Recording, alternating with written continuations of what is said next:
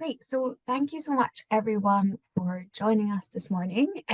Hopefully you've managed to attend the other sessions and you'll be familiar with all my usual housekeeping chat before we pass over to Nellie Whaley, who joins us, as I'm sure you know by now, from Salvas in Mind Room.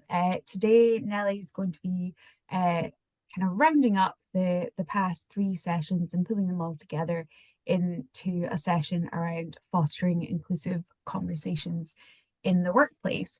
We're hoping this session will be particularly useful for employers who want to learn more about the potential barriers in the workplace often faced by neurodivergent employees, understanding the benefits of disclosure and recognizing the impact of workplace attitudes on disclosures and how likely people are to come forward with those.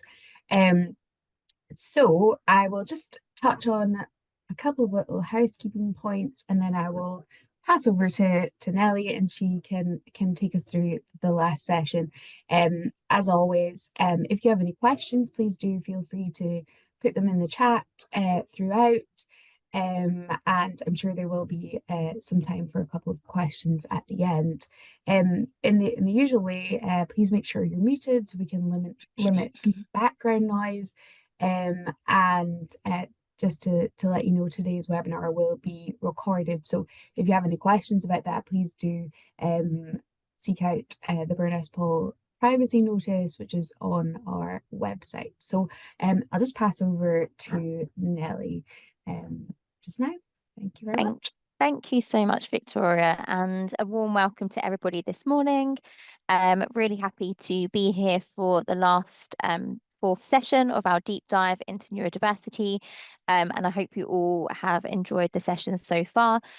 So as Victoria said, so this session really is about kind of rounding it up, but focusing on inclusive conversations in the workplace. So we're going to explore how we foster more inclusive conversations in your workplaces, especially when it comes to neurodiversity. I'm hoping that the things we talk about today are universal and they will be applicable to all, but our focus today is on neurodiversity. So hopefully by the end of today's session, you'll have a bit more of a better understanding of the common barriers which can be faced by neurodivergent employees, and really the importance of creating a supportive environment for disclosure and for one-to-one kind of conversation. So hopefully this will lead us feeling a lot more kind of confident, or at least more understanding, and actually maybe having some strategies to build on in terms of culture that encourages kind of open and positive dialogue. So in really ensuring that everybody feels understood and valued. So we're just going to start today's session of thinking about, why does neurodiversity matter in the workplace? So we've really spoken about different neurotypes in isolation over the last couple of sessions. So really going to bring it into a bit more of a holistic model and think about actually why does neurodiversity matter for me in my role? Why does it matter for my organization?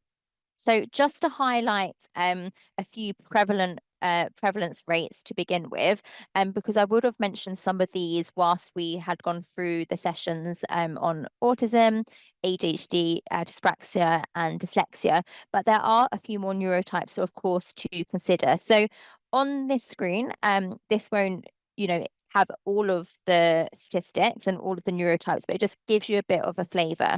And just to highlight that at the moment, the statistic for the whole population in the UK is around 15 to 20% are estimated to be neurodivergent. So that really equates to around about 10 million people in the UK. So it's not as rare as we think. As you can see from the slide, there is a kind of wide range of recognized neurodevelopmental conditions. As I've said, we've learned a little bit more of them in a bit more detail over the last few sessions.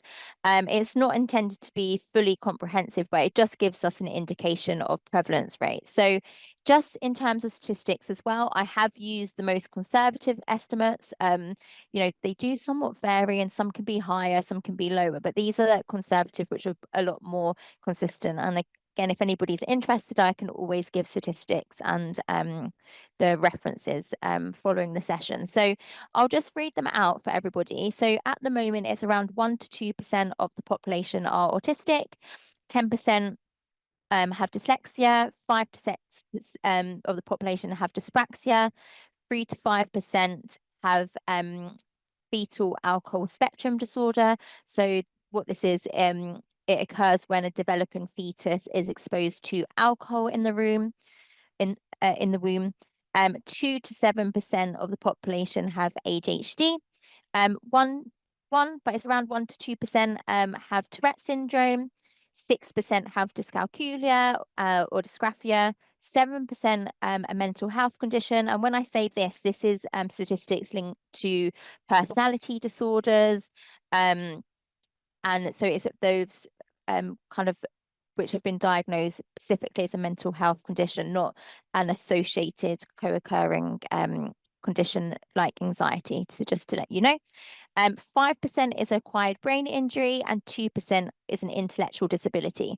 So the reason why I'm showing you these today is because it is more than likely you are going to have individuals in the workplace who have some form of these neurotypes. So it's really important to be kind of ensure that you are understanding and you're aware that actually these are going to be the types of neurotypes which you're going to find in the workplace. We want to ensure that we are being inclusive as possible. And just with the exception of the acquired brain injury, most of these neurotypes are present from birth. Some of them may not be recognized until like a baby starts to develop, or when a person reaches a point in their capabilities which kind of their social expectations outstrip their capability at that time. Some examples I use when young people transition into secondary school and kind of transition into adulthood, those kind of big steps is sometimes when traits can fluctuate and be a bit more apparent. Now, I do also want to highlight the co-occurrence and the nature, because these kind of are seen as separate, but there is a considerable overlap between them. To give you an idea, I did want to show you this bill of study from Nottingham University. So some of you may have seen this slide before if you've attended some of my other sessions, but I think it's really important to kind of highlight that actually it can be complex, and it is highlighting the nature of us needing to take a person-centered approach and not relying on that diagnosis as a starting point. There is another piece of research also, which was conducted by the Cambridge University, and this actually estimated there's about 95% of neurodivergent people will have at least one more co-occurring condition, whereas 50% will have 4 of them more. So you can really see the prevalence, and even from this study here, you can see that only the cohort who did the study came out with the one diagnosis of ADHD, but many others came out with a co-occurring condition. So yeah, the prevalence of co-occurring conditions really is supporting this notion that we do need to be person-centered. We do need to be individualized in terms of when we are providing workplace support, and highlighting that a diagnosis is not always going to be the answer. It's really thinking about that individual, their needs, and they are going to have a personal profile.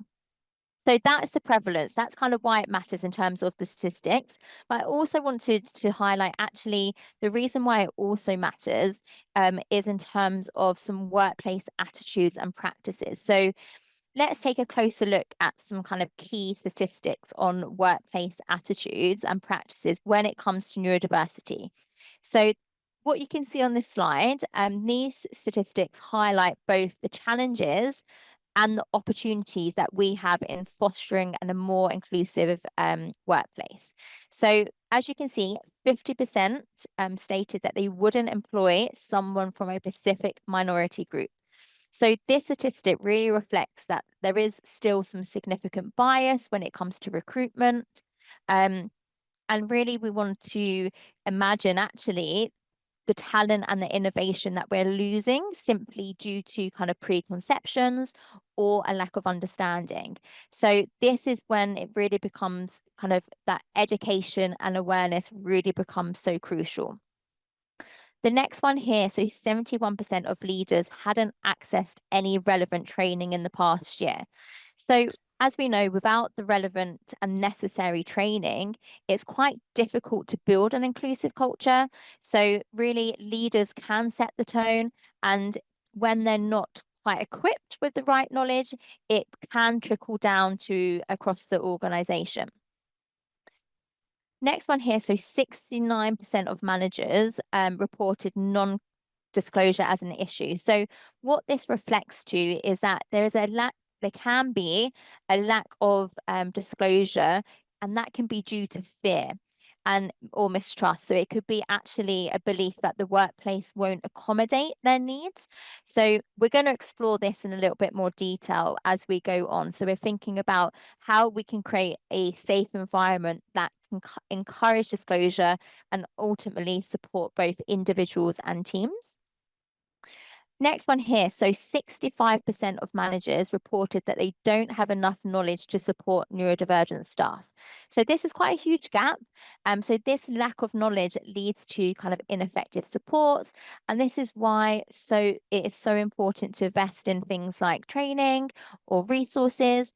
And it's not just about policies, it's really more about that practical understanding. And you'll probably hear me say it plenty of time that just that human approach, really, that's what we want to be taking. If I just go down to this one here, so 30% of managers had little faith in reasonable adjustments. So what does that mean? So this kind of reveals that there's a bit of a lack of confidence sometimes in thinking about the effectiveness of workplace adjustments. So it's really essential, again, to be educating teams on how these adjustments can be quite low cost, how they can be simple, but most importantly, how they can be highly impactful in creating a more productive work environment and supporting the individuals. Next one here, so going down to this one, so 49% of individuals have left a job due to poor treatment from their colleagues. So that is nearly half of the neurodivergent workforce potentially leaving due to workplace culture. So really, we want this to be a bit of a wake-up call to think about actually, it shows that there does need to be changes in attitudes, and it is essential, again, for people to kind of dismystify some stigma and bias as well, and just, we want to be retaining talented individuals in the workplace. And I'll just go down to this one. So 50% stated that a change in workplace attitudes would have had the biggest impact. So this tells us that people really want a shift in the way we think and how we talk about neurodiversity. So policies and adjustments, of course, are important, but it's this fostering this positive and inclusive mindset across all staff is where the real changes begin. We've got a few more here. So we've got 19% of organizations mentioned neurodiversity in key policies. So that, again, that's embedding key language in policy so people can look through a handbook or look through a policy and be able to recognize or at least be able to associate themselves, their neurotype, with what they're seeing in the policies. 35% of colleagues who have 30% have colleagues who have who they believe haven't disclosed. So actually, it's maybe line managers who you're working with who may have an inkling or may know that their staff are neurodivergent, but no, they haven't told anybody else. So again, it's trying to create that culture where people are feeling safe, that they can kind of initiate conversations and be able to do that. So that's kind of what we're going to be doing today. And then the last one here is that 25% witnessed open discrimination against neurodivergent colleagues. So these ones here, again, it's around that culture and that shift of actually being able to create a safe environment where things aren't, simply quite, swept underneath the rug. It's being able to kind of paint a clear picture of what kind of work needs to be done within the workplace. So it's not just maybe implementing changes, but it's that culture, it's transforming your culture, which takes time. So we're going to spend time today really discussing how we can collectively work to break down some of these barriers, which we can see on the screen today, to create this kind of supportive, open environment for all employees. So yeah, hopefully that's quite helpful to see that outlined as statistics. So just going to start by thinking about, okay, so we've talked about the prevalence rates, some statistics relating to workplace experiences and attitudes. And here on the screen are actually some additional kind of common barriers which neurodivergent individuals can face in the workplace. So I'll just go through a few key points today. And when I talk about barriers today, it's generally falling under three themes. So it's the attitudes, kind of accessibility, and policy and procedures. That's the three things which we'll be kind of talking about today. So some of the barriers include, we can see here, I've popped in application processes. So this is right at the very beginning of somebody's employment journey of actually accessing an application process to maybe apply for a job. So the barriers here could be simply the job description. Maybe they're kind of using a legacy document that focuses on attracting quite the general list. So whereas kind of neurodivergent applicants may have specific skill set. So for example, if you're asking a data analysis to have a kind of confident, outgoing personality, or to have expertise in delivering presentations when they never actually really have to do that in their role, that might actually put somebody across and be like, nope, I'm not going to apply for that one, because again, they see themselves as very specific qualities and they need to be able to fit themselves into what the job description is being asked. Another element of a barrier can be kind of common tests used in applications. That could be kind of psychometric testing, which can be quite a barrier for those with an atypical cognitive profile or who are dyslexic. There also can be quite limited opportunities to disclose or request adjustments during the application process. So again, it's maybe just thinking about when you're putting an advert out, have you clearly stated that somebody can request adjustments, or just even having a line like, just give us a call if you'd like to talk about something. So there's an opportunity there to have that conversation at the beginning.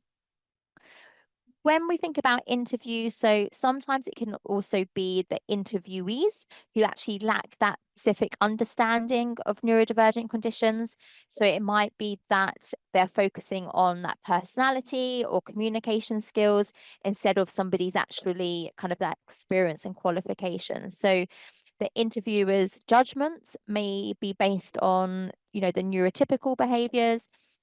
If I give you an example, that could be like eye contact. So that could be that that communication preference, or getting that form of communication can create a bit of a bias as well. Kind of traditional question and answer sessions may also pose a few challenges for individuals with kind of verbal communication or information processing, kind of short-term memory difficulties. I think that came up in each one of our sessions. So autism, ADHD, dyspraxia, dyslexia. I think as one of the differences, information processing came up for each one. So it's thinking, actually, do you have something there to support? And indeed, one of the most sought after and useful adjustments for neurodivergent applicants would be actually to have the questions in advance. So that's something to consider as well. We've highlighted a little bit around that awareness and training through the statistics, but most neurodevelopmental conditions are still quite deeply entrenched in stereotype, stigma, and bias, which are constantly identified as a primary barrier by neurodivergent employees. Here we see that many of the barriers are underpinned by maybe fear. So it might be fear that others will doubt the capability, It might be actually, is it going to have a longer impact on their career if they do disclose? And I'll talk about that in a moment in terms of thinking about what we can do to support that as well.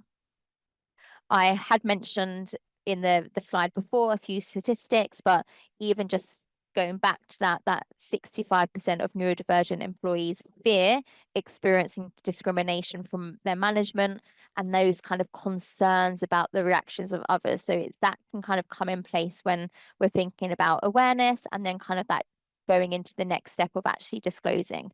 But we're going to talk about this disclosure in a bit more detail as we go on. But it's just important to note that not all employees are legally obligated to disclose their neurodivergent status. So just kind of have that bear in mind. But many neurodivergent colleagues may want to, but they might not feel that environment is safe for them, or they might just not know what to do. So when I've spoken to different neurodivergent employees in the workplace, they just say they don't know who to talk to. So there's often quite a lack of information available to somebody. So what that can do, that can prevent somebody from actually making an informed choice. So it could be the lack of clear and kind of that well-defined disclosure pathways within the organization. And that can prevent somebody to make that decision to then disclose. So I think it's around 65% of employees state that they don't know how to access support when they need it. So again, just thinking about what your framework is it clear? So just having information about who to approach, guidance on how to do it, and clear information on what will happen will support, and it will give that individual the ability to make an informed decision when they're about to disclose or if they're wanting to. When I talk about policies and procedures as a barrier, neurodiversity is often quite overlooked in policy framework. So it can make it effectively invisible. So it's this lack of inclusion that can leave organizations, managers, and employees unsure about how to approach and manage the neurodiversity process. So here, this doesn't need to be, a big conduct in a kind of a complete policy overhaul to address this issue. Many organizations have successfully just made a difference by simply adding a few words to their existing policies. So it can just be quite beneficial to review your policy documents and consider where neurodiversity can be incorporated without actually making any significant challenges. Another barrier is accessibility. This can be quite often sometimes overlooked in terms of how it can be, accessibility more broadly. So we're not just thinking about the physical spaces, but of course that is really important to have in mind. Often people will face barriers which can be removed by having access to small adaptations. So this could be around kind of communications, accessibility, for example.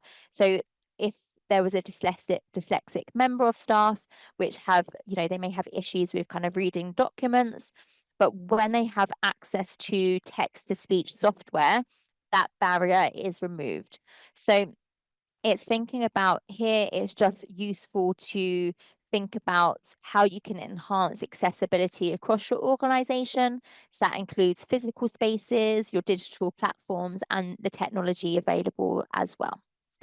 And then this one here, so just having clear published policies on kind of managing disability and accessing reasonable adjustments is key. That's going to support the employee and the manager if there are clear guidance to be followed as well. So hopefully that's helpful just to kind of follow a few. And it is important that, each individual will experience these differently, but just kind of highlighting that actually these are some common barriers which individuals do often face. Now, so I just wanted to show you a video. This I quite like. The HSBC video. If you've come to one of my sessions before, you may have seen this before, but I'm just going to show it to you because it's highlighting individuals, their neurotypes.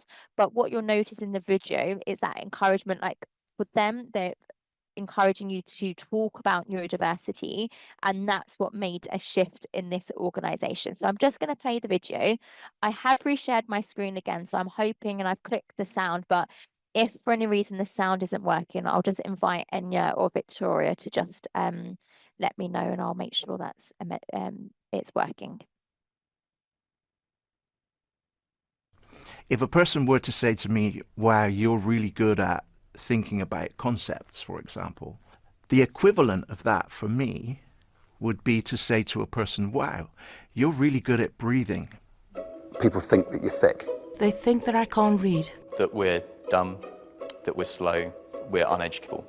Actually, it's quite the opposite. I'm neurodiverse because I am autistic. I have something that's called Asperger's syndrome, which is an autistic spectrum disorder. I'm dyslexic. I have Asperger's syndrome. I'm dyslexic and I also have dysgraphia. I have dyslexia and dyscalculia. I got an ADHD diagnosis a few years ago, and it was actually the first time in my life that I made sense to myself.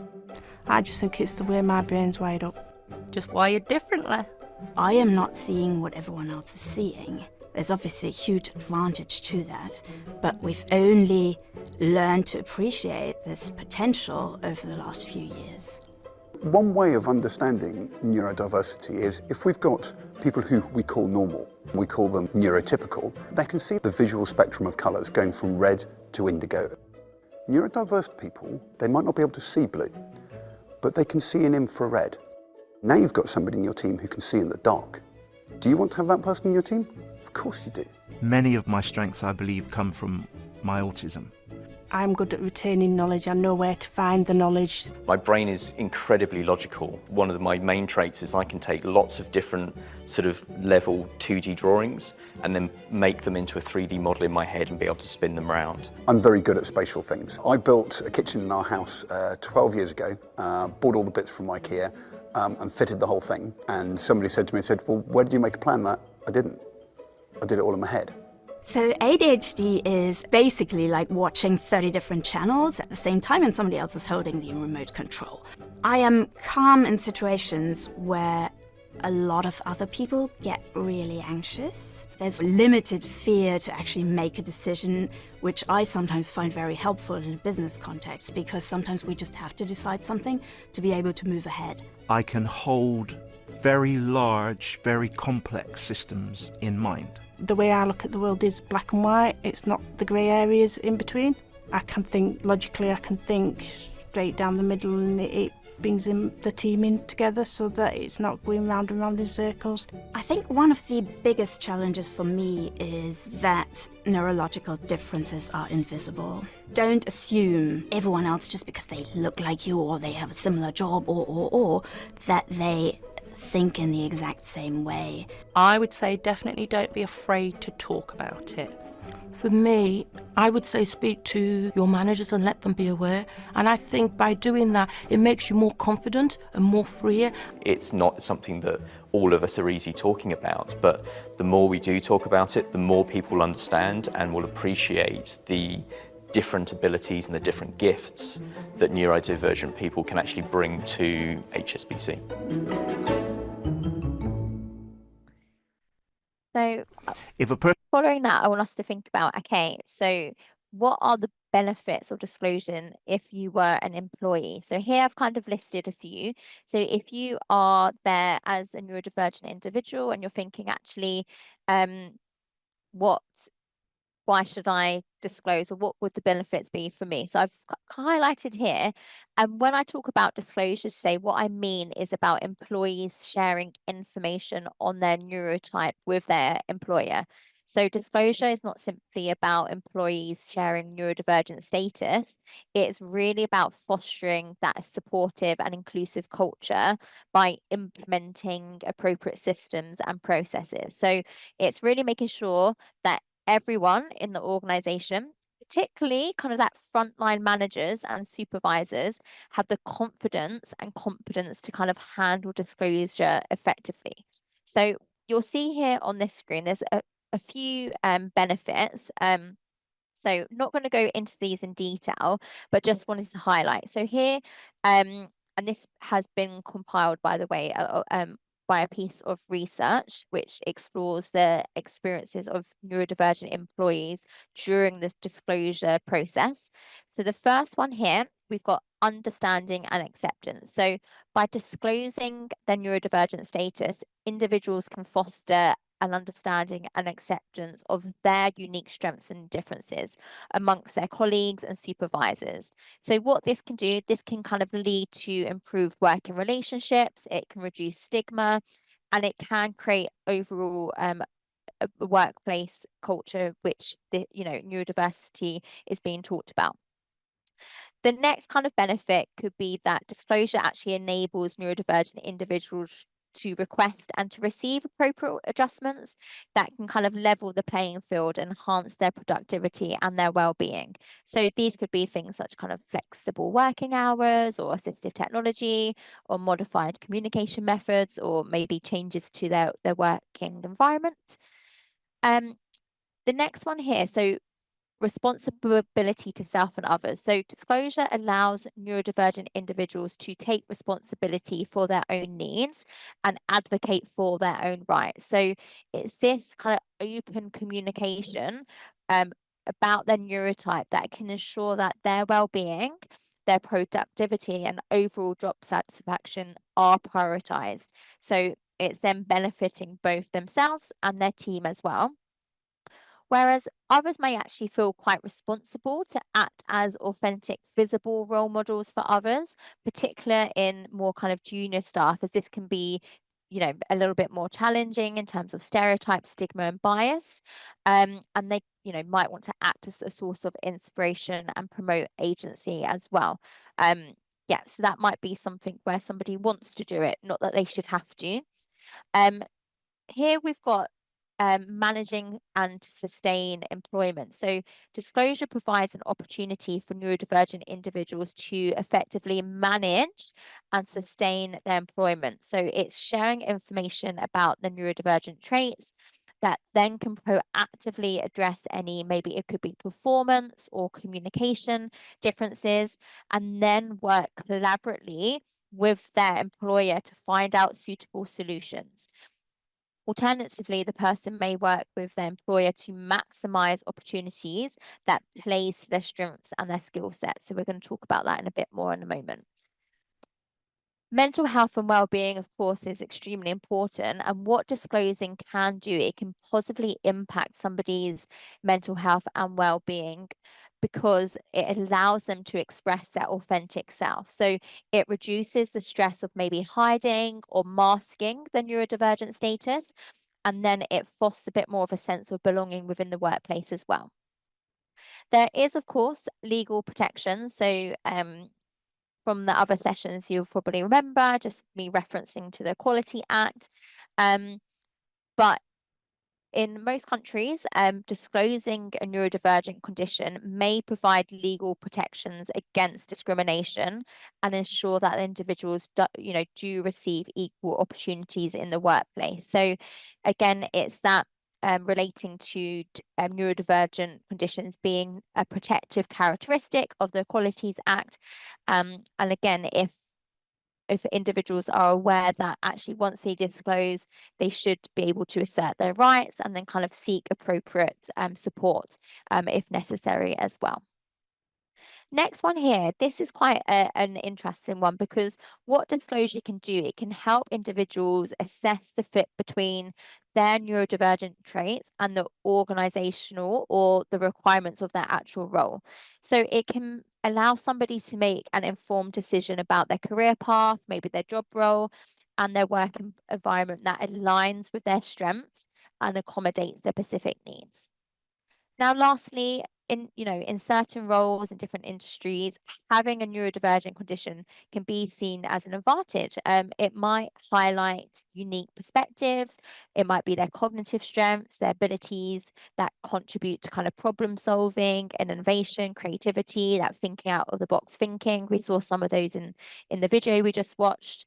So yeah, there's a few things in terms of which could be a benefit. So it's thinking about disclosure leading to greater self-advocacy and improved well-being, which enhances their professional success. So with that in mind, I would like us to think about actually what are the benefits of disclosure for an organization. Usually if we had a bit more of a smaller group, I'd invite you to kind of note them down. So feel free in the chat to note actually for your organization, what would be the benefits? And I'll just go through a few which I've got on my screen here. So what it can lead to, it ensures that staff can actually disclose their neurodivergent status in their workplace. So that can, of course, have a range of benefits. You can see some of them on the screen. The first one being it's that compliance with legal obligations. So providing a process for neurodivergent individuals to disclose their statuses ensures kind of that compliance with legal obligations related to disabilities and adjustments. So it helps organizations meet their legal responsibilities and avoid potential legal risks as well. Employee well-being and mental health. So this is just really about creating that environment where neurodivergent individuals feel safe and supported to disclose their status. So again, it's promoting their well-being and their mental health. It is allowing somebody to be open about their needs and then being able to seek appropriate adjustments. So again, it reduces stress for that individual and it will improve their overall job satisfaction. Talent attraction and retention. So by accommodating neurodivergent individuals, what you're going to be getting from an organization, you're going to gain access to a rich talent pool that enhances kind of their overall workforce. So this inclusion of you're going to have diverse perspectives, skills, experiences, which fosters a culture of kind of innovation, creativity within your organization. So we've noted some of the strengths, and I'm going to show you a slide in a moment, but neurodivergent individuals, it might be their unique insights, their unique perspectives, kind of their thinking style, but it can contribute to this innovation. So what research is also kind of increasingly is supporting this is actually having a cognitively diverse workforce improves your collaboration, your teamwork, your performance, your kind of productivity. So yeah, you don't want everybody sitting around the table saying exactly the same thing. You know, you want people to come and bring these different ideas along to you as well. In terms of diversity and inclusion, you know, that's just creating this culture again of employees who are included, they have a voice, which then is going to lead them in hopefully about, you know, kind of retaining these valuable skills as well. So what this does, you know, embracing neurodiversity as being part of, you know, D&I, for example, is not only promoting the employee's well-being, but it's also contributing to your long-term success and the sustainability of your organization as well, which of course, you know, can lead to your brand reputation. You know, people will want to come and work for you. They'll also have a bit more of that social impact. And what I mean by that is actually by creating an environment where neurodivergent individuals can disclose their status and thrive is not just about organizational benefits, but making a positive social impact. So it's contributing to build a more inclusive society and challenging stigmas and which surround neurodiversity as well.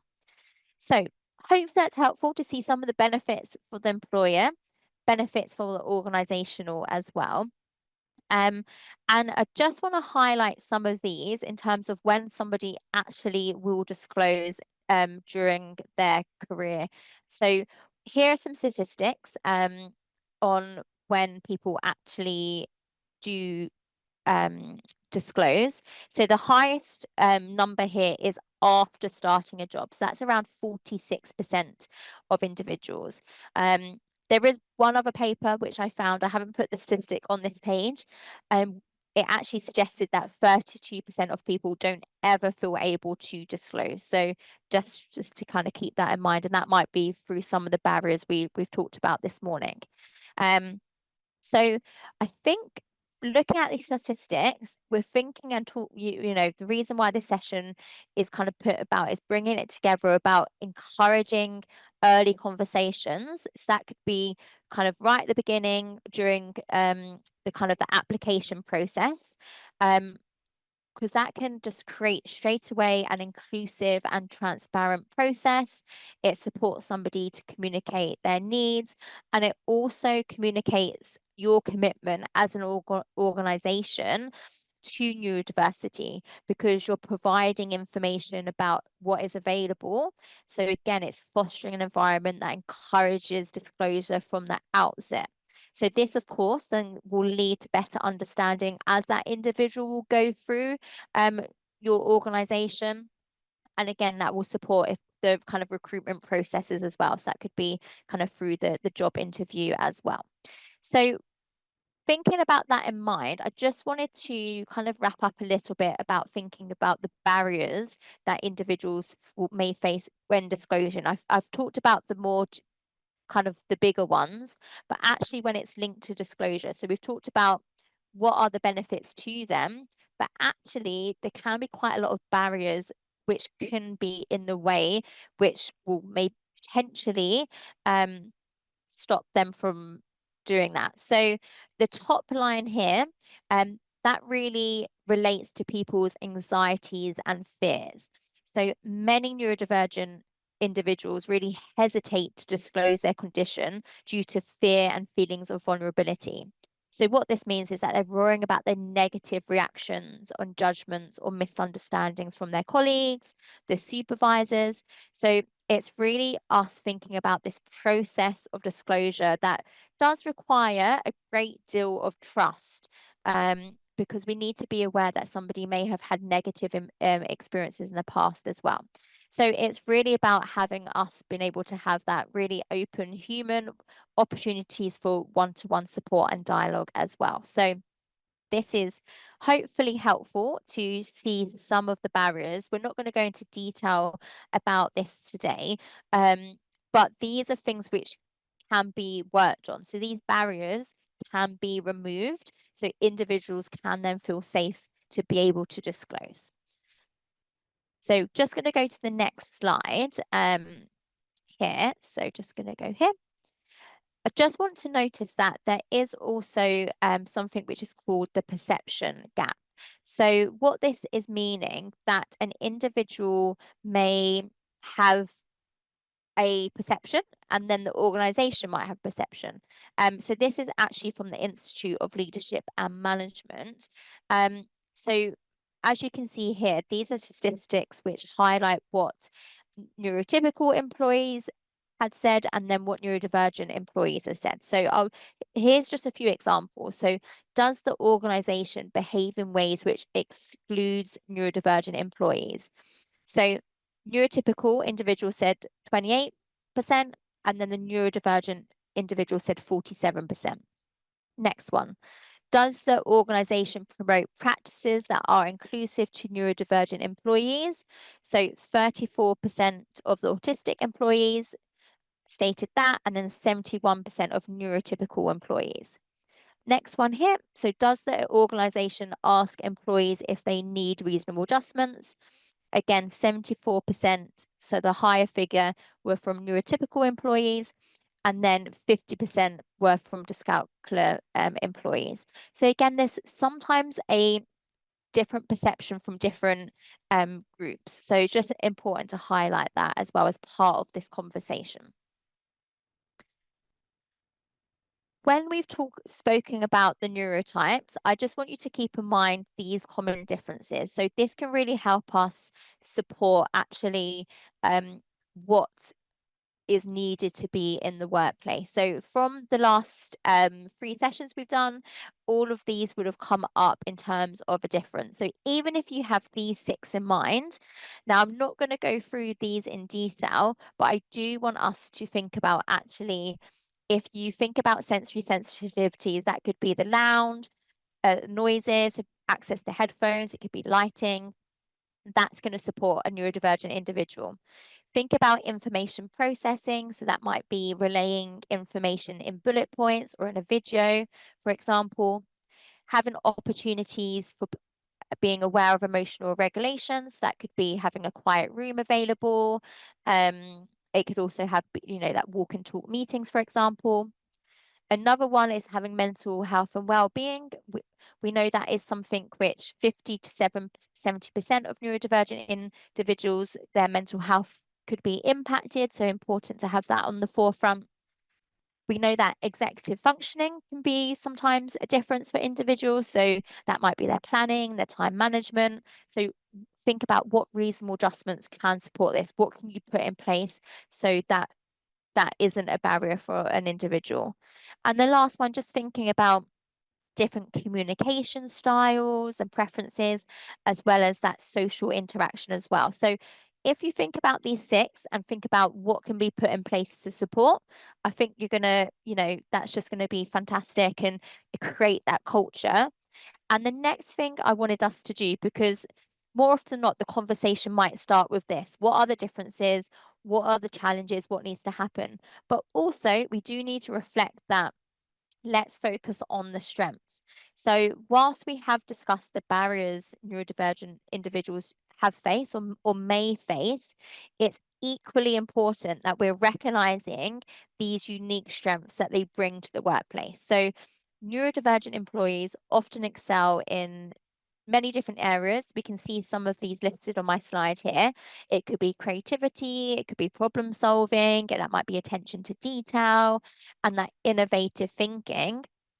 And these are, qualities that drive progress and add immense value to different teams and to your organization as well.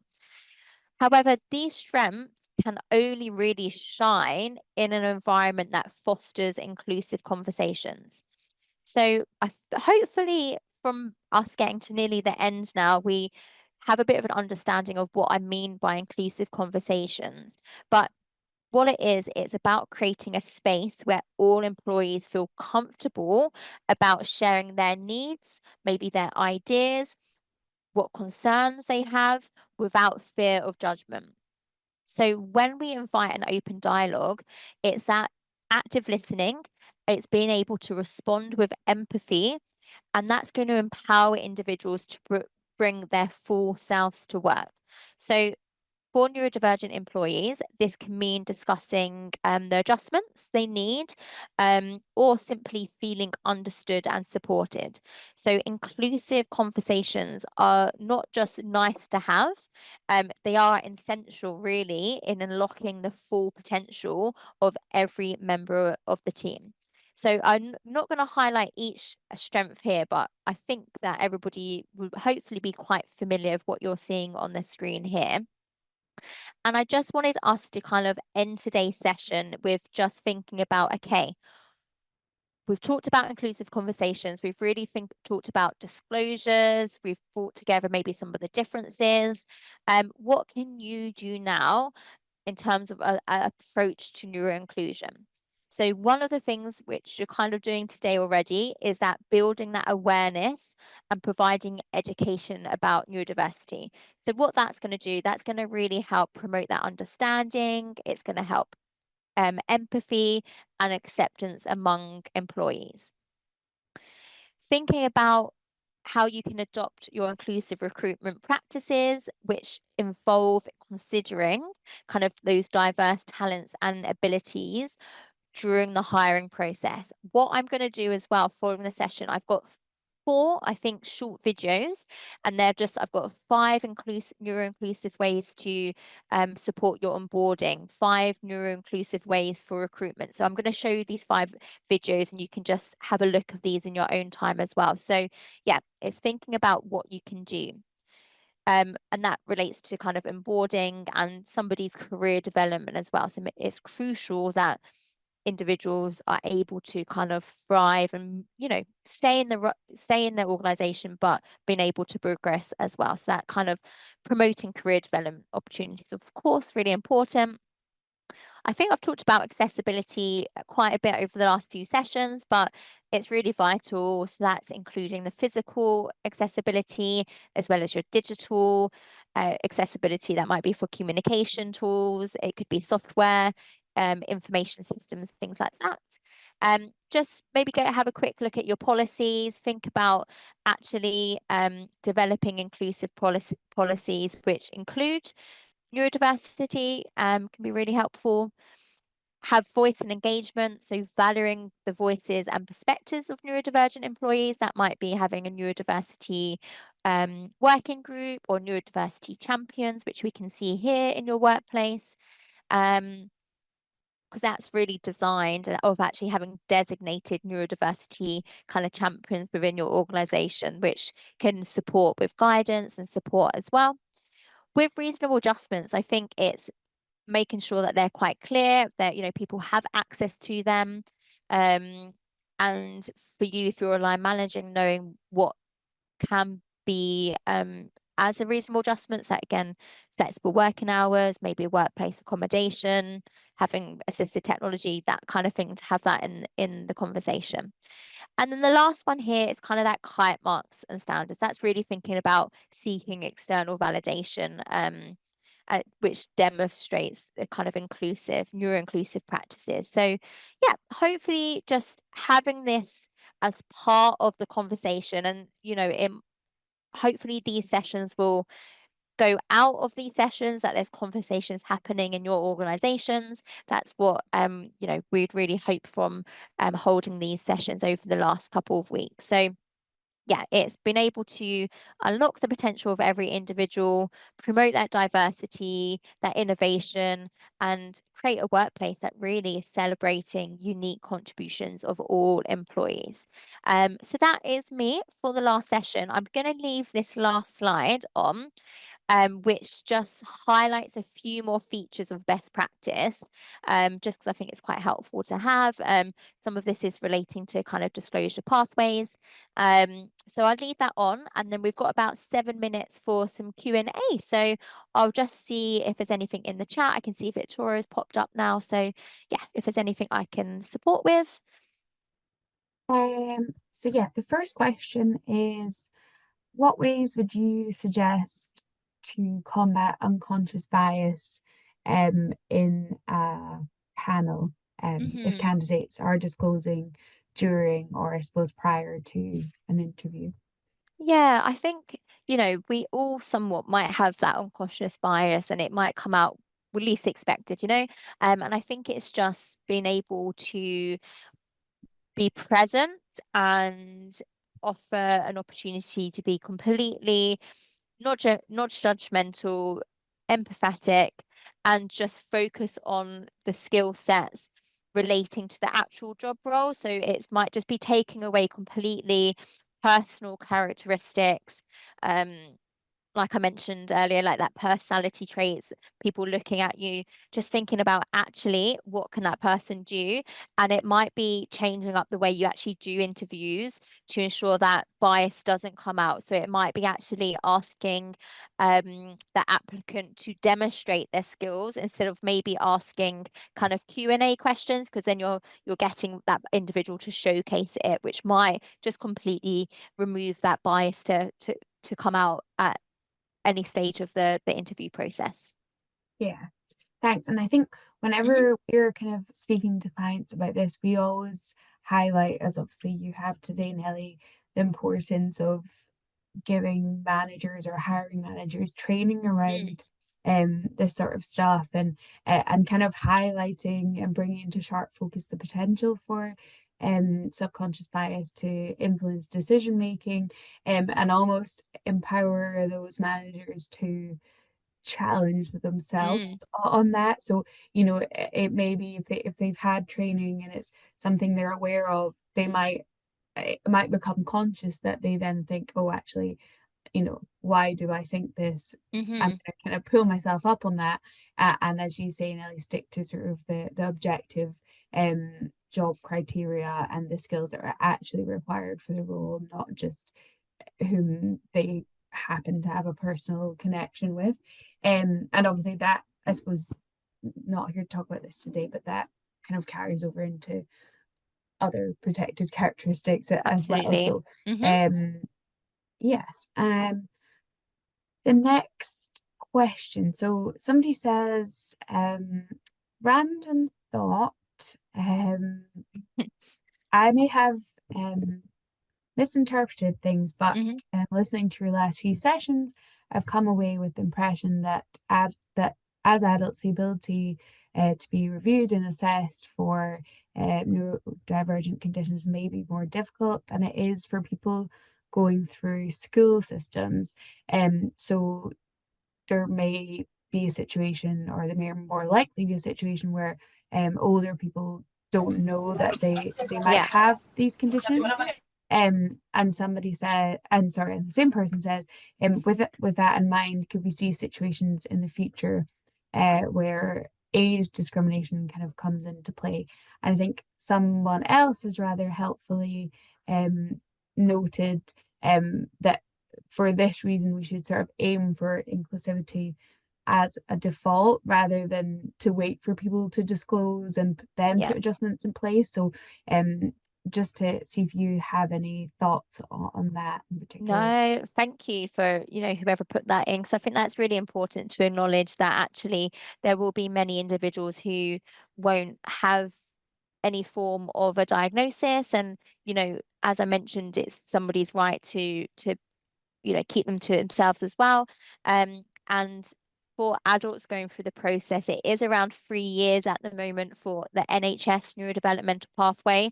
So again, it's taking the needs-based approach rather than a diagnosis-based approach, and embedding those supportive practices for all. So I think that's kind of hopefully one of the key takeaways as well, that actually we're talking about support which is going to available to all, so individuals can make that choice and feel comfortable to have that conversation. So it's really about somebody creating a space where this can be a topic of conversation, and that's happening, or quite often in the workplace, regardless of a diagnosis. Because you might have somebody to come up to you and say, look, actually I've even attended some of these sessions, I feel like some of the presentation traits that we've mentioned, I'm not sure. That even that conversation is bringing to awareness that somebody is thinking, and actually there might be benefits from having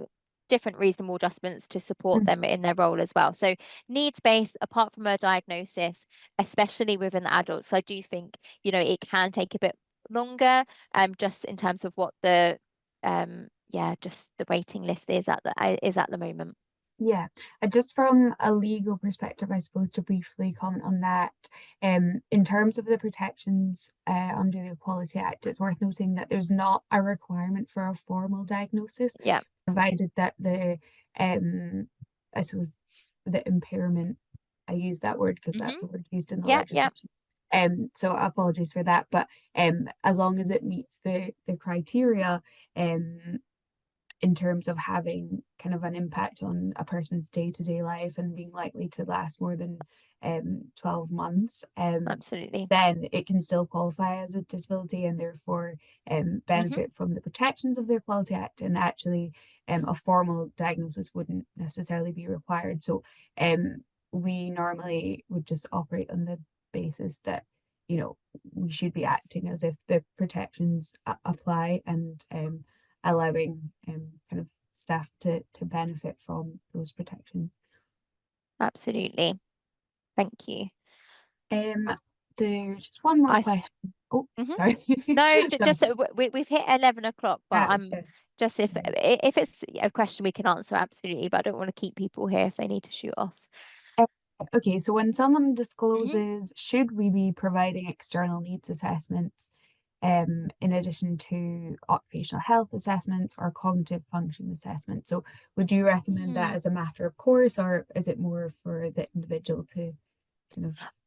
I think it's, again, it's allowing people to know what's available to them so they can make an informed decision. So not assuming that they won't do it and not letting them know. So letting them know that what's available to them, and then kind of supporting them that way. I think most of the times, a lot of the reasonable adjustments can be just implemented within the workplace, but there are external things such as like neurodiversity coaching or having access to work to provide some other elements which can be really supportive as well. So yeah, keeping it in the conversation, so people can make an informed decision really of what is available to them. Perfect. And thank you so much, Nellie. Sorry, I know we have gone slightly over, so apologies for that. I'm sure you'll all join me in thanking Nellie for her contributions over these last few sessions. And it's been great to have all of you. Obviously, if there's anything we can do or any further questions you have, please do feel free to reach out to any of us. And enjoy the rest of your day. Yeah, thank you everybody. And Thanks. if there's any other questions, pop them in the chat and we'll pull them together at the end of the delegate pack.